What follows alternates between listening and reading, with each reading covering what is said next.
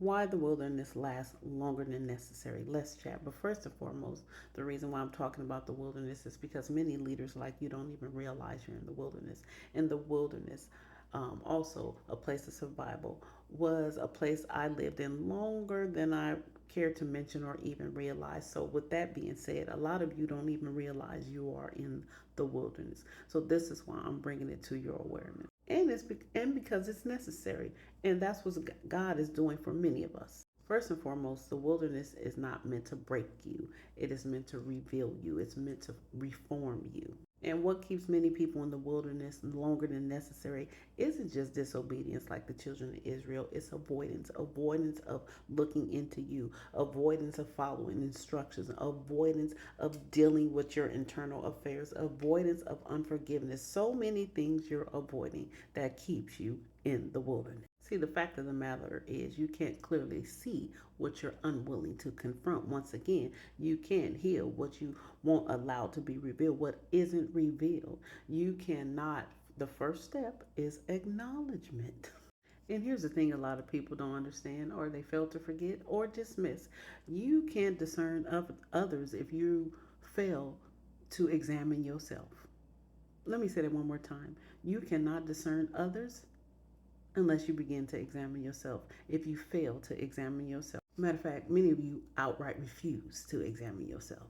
Get the gunk out your eye. The wilderness exposes lies we've made agreements with. Agreements like mediocrity, fear, um, despair. We've made agreements with lack. We've made agreements with low self esteem. We made so many low level thinking agreements. It also exposed the wounds that we've learned to manage and the identities we've built to cope. See, the wilderness is meant to process you, and God, in all His sovereignty and mercy and grace, He processes many of you, many of us, in private, so we can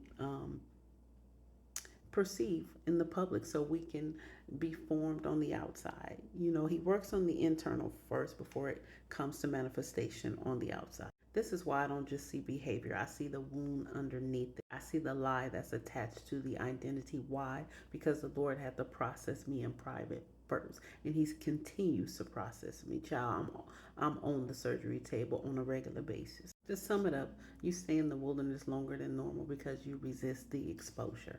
You resist what God is exposing, what He's revealing to you. And the wilderness ends when you stop resisting what it came to reveal, what it came to prune, what it came to process, what it came to grow, what it came to develop.